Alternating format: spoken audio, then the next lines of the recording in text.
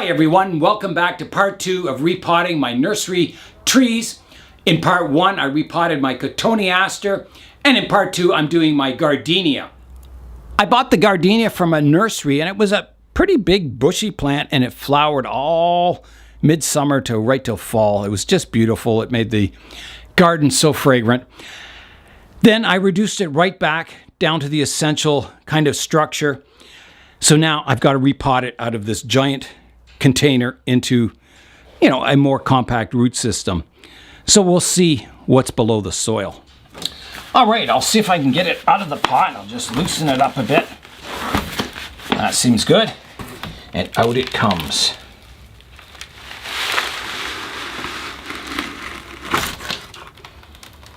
Wow. So again, there's roots throughout the soil here. Lots of roots.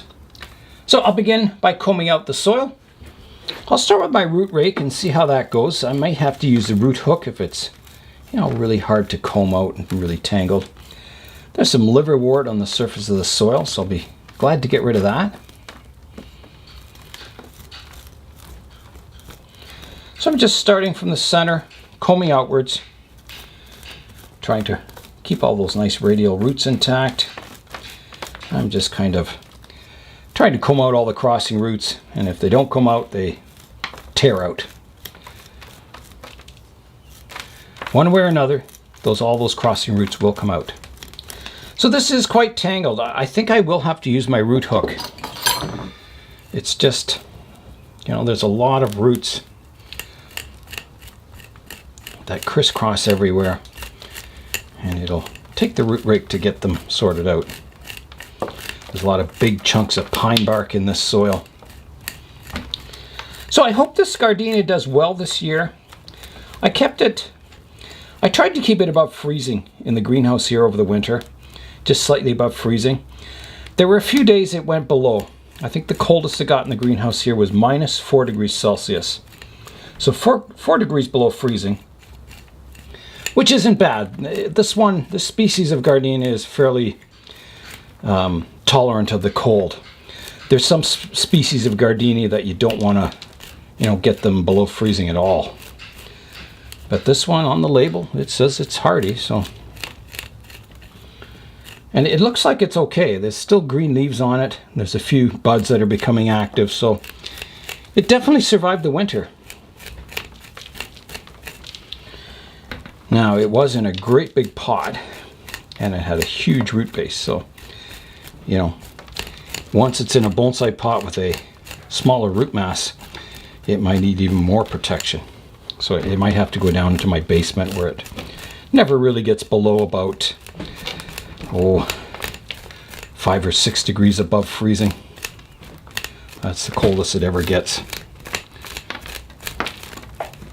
So yeah, definitely I'll try and keep it above freezing once it's in a bonsai pot.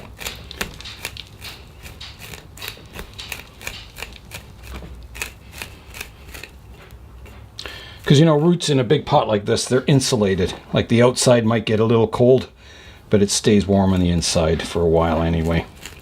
It has a moderating effect.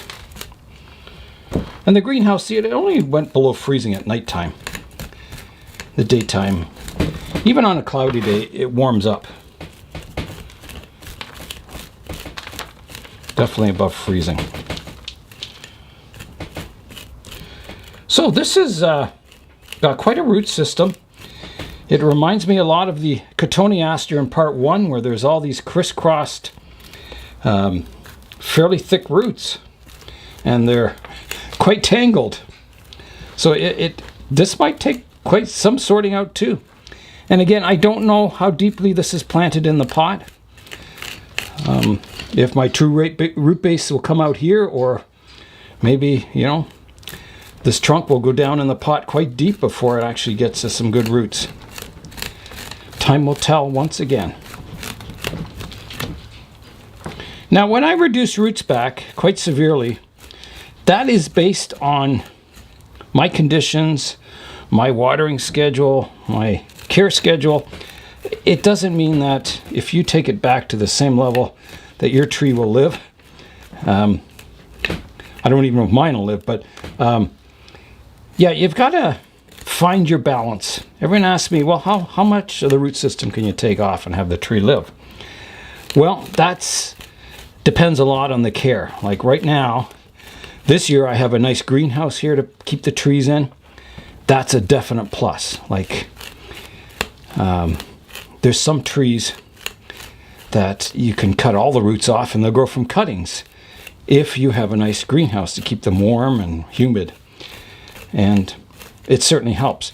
So if you're, putting your tree outside on a bench in the cold and you get a big cold spell, well, maybe your tree won't survive. So I encourage you to find that limit. It's something you basically,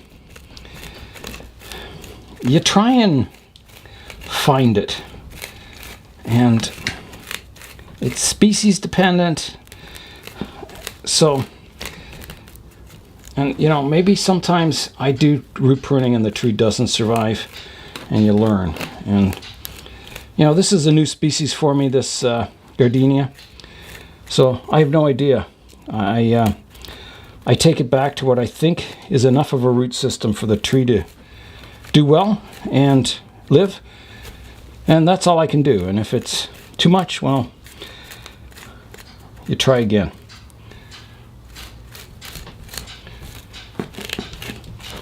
I guess what I'm saying is you can't find the limit unless you cross the limit. You have to have a tree die, and then you learn, oh, I took too much off, or I didn't take good enough care of it after. So, yeah. And it also depends on your climate too. Like, people in the tropics can do stuff that we can't do up in Canada here. There's a lot of the root coming off there.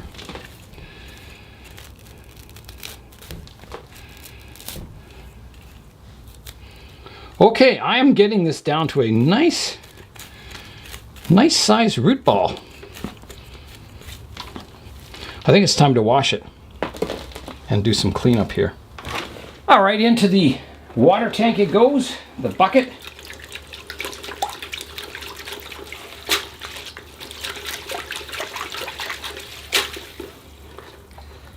All right, I'll begin the root pruning. So I'm going to start, there's one sticking up here. I'm going to get rid of that.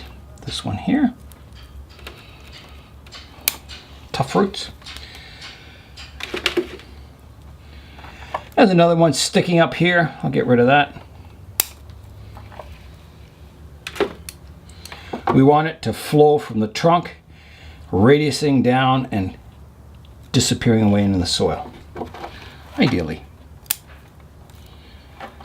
Now, there's a big tangled mess over here. There's one sticking up here I'm going to remove. There's one. This one here, the radial direction is here, and this one's cranked all the way over here. So I've got to prune it back short. Get some new roots growing on that section that are radial. Can't have those weird angled roots. Now, this is the area. There's like a big knot of roots here. There's one here. It starts underneath this knot of roots. I'll keep it for now. Maybe it's a good root. I don't know. And just try and sort this area out. So there's a bunch of root hairs sticking up here. I'll get rid of those.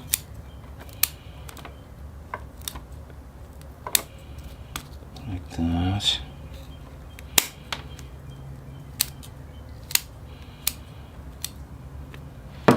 So I've got quite a root coming out 90 degrees from the trunk here. It doesn't flow down into the soil. It's sticking out like a branch almost. And I think it's too high out of the root plane. If you look at this side, my roots are way down here. Unless I have it like a really severely slanted tree. But I think I have other roots that are down below this one that are better. So I'm going to remove it.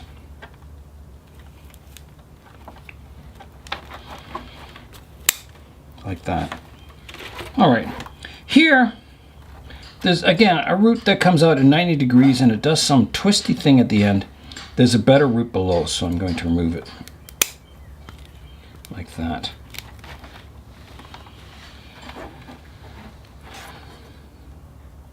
Take that one out. And this one. So one sticking up here, I'll get rid of.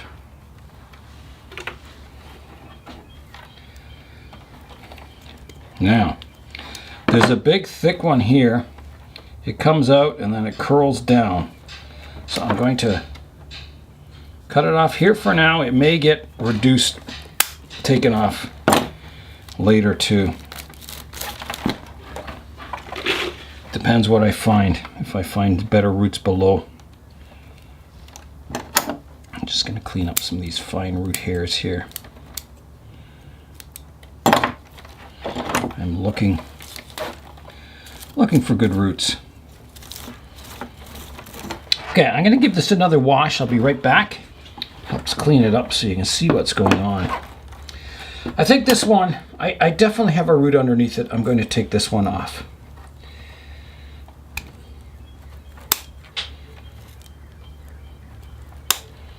Like that. Dropping that root plane down a bit. Some vertical roots here I can remove. Like that. So now I'm getting the roots kind of at a similar level. Except over here.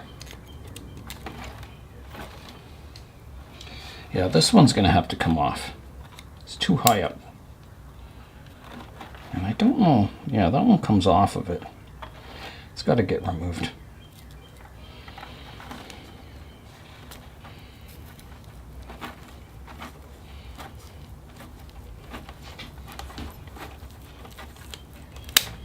There we go.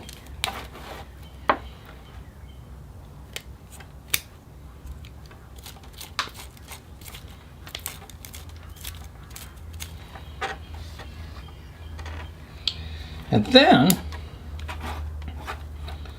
there's this one. Now this one, again, it doesn't flow down into the soil. It comes out 90 degrees to the trunk. It should be on an angle. So I've got to get rid of it.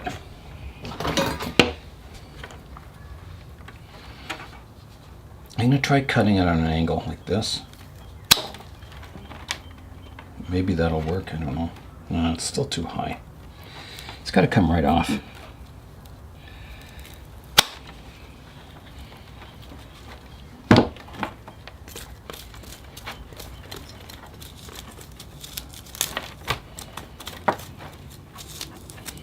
More soil in here at the base of the tree. All right, so there's a root here that takes it comes out nice and radial and then it takes a turn that goes down. So I'm gonna prune off that downward section. Keep my radial part like that. There's another root in here. Starts off, it just goes straight down. I'm going to cut that one back. Like that. I may even take that further back further. Here's another one. You can see it goes straight down and then it curves underneath the root base. So I'm going to take that back to here. Take that root out.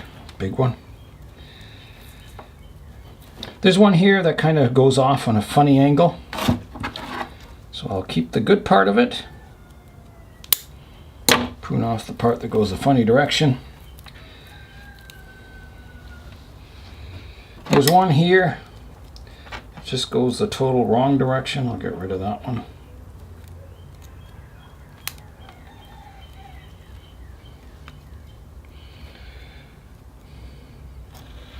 This one is a little high. I'm going to get rid of it. There's better roots below. Shorten some of those back.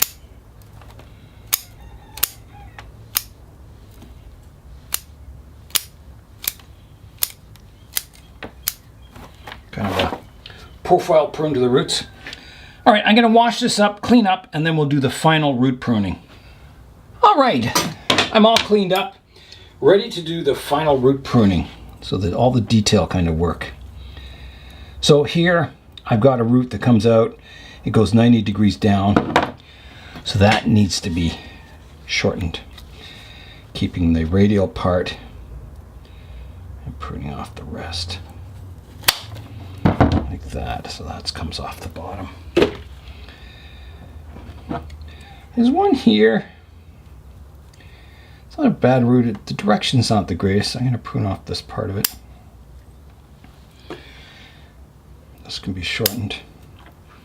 Just keeping my radial roots, shortening some of them, getting rid of these ones that stick up,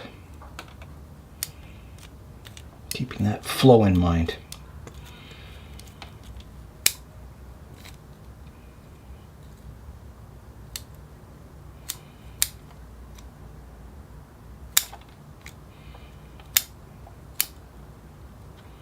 This one's sticking up.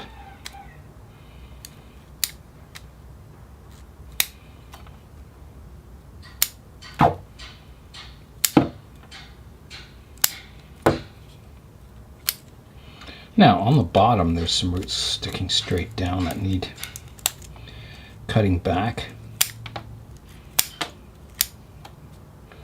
I want to get it fairly flat on the bottom so it sits nicely in the pot.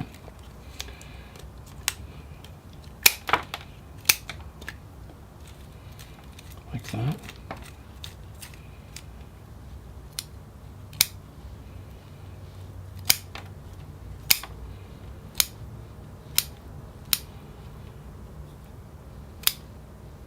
Getting rid of a lot of the ones that were going down.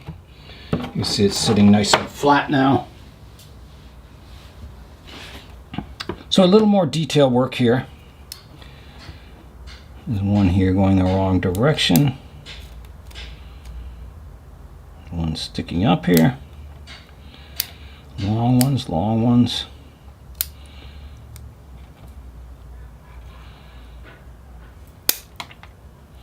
This one's a little long.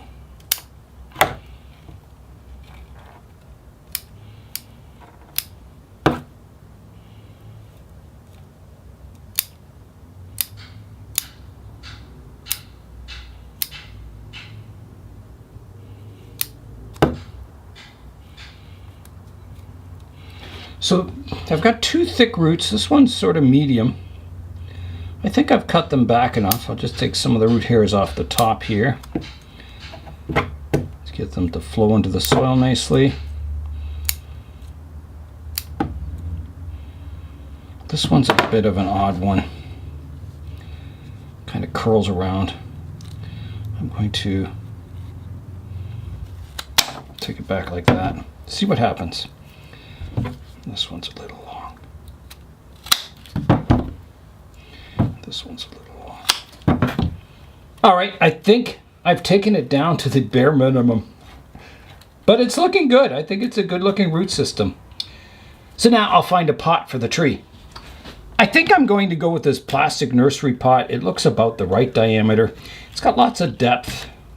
I think that'll be good. I'll cut some screening for the bottom of the pot.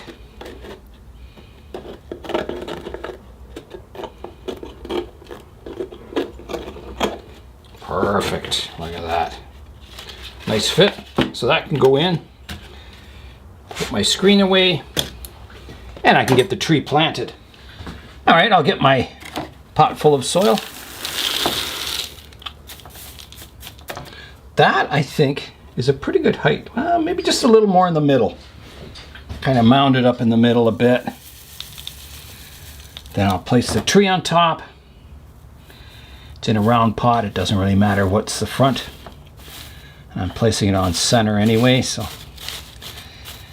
Okay, so that's pretty good. I think the height's good in the pot. I'll start filling the soil in. Give the tree a little lift. Work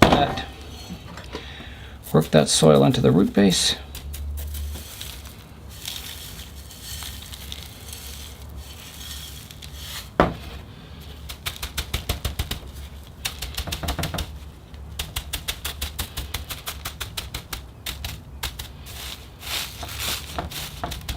that is looking quite good. So I've just got to... one thing I forgot to mention is that both in part 1 of this series and part 2 is that none of the roots were active yet. You can see there was no white tips on them. They weren't growing. The tree is becoming active, the buds on it, but not the roots yet. So a good time to repot. If your roots are becoming active, if you see them growing, then you've kind of missed the window of opportunity to pot them, the ideal time. You can still do it, but it's just not quite the ideal time. It's better if you catch it before the roots start growing. So just a little more soil around the middle of the tree here. And it's ready for watering. All right, here I go with the water.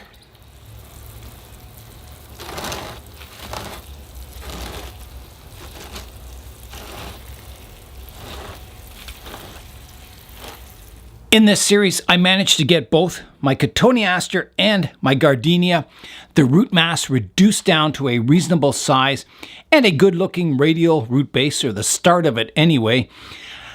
I'm quite happy. I think both trees have an excellent chance of survival.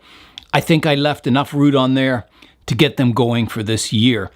So quite a reduction from this giant 2-gallon pot or 7.68 liter pot down to something the size of a bonsai root base. So if they both live, I'm really looking forward to developing these trees into the future. I think they have lots of potential. Let's have a look now at some of the trees I've repotted recently and see how they're doing. So here's my mulberry. It has green leaves coming out on it. So I'm hoping that's doing well. I keep watering it well. Over there is my French lilac. The leaves are coming out on it. Not much happening up top in the crown of the tree. So we'll see how that does. There is a bud coming out on that branch, but nothing from the crown yet. So we'll see how it does. The boxwoods are continuing to leaf out. They're looking good, both the original 2 trees and the cuttings. My field maple here, the buds are swelling. That's a good sign. My Romeo dwarf sour cherry, the leaves are continuing to come out on the tree. So that's good. That's very good. I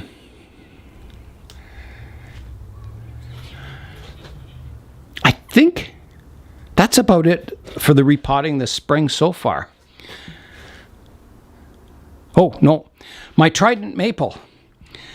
I took a lot of roots off and it's leafing out beautifully. So that's a good sign.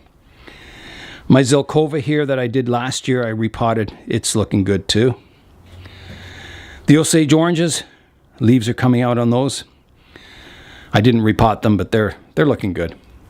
That's it for this 2-part series, repotting those big nursery stock plants into smaller containers and doing a lot of root pruning. I'll keep my fingers crossed. I hope they do well because they're pretty good looking trees.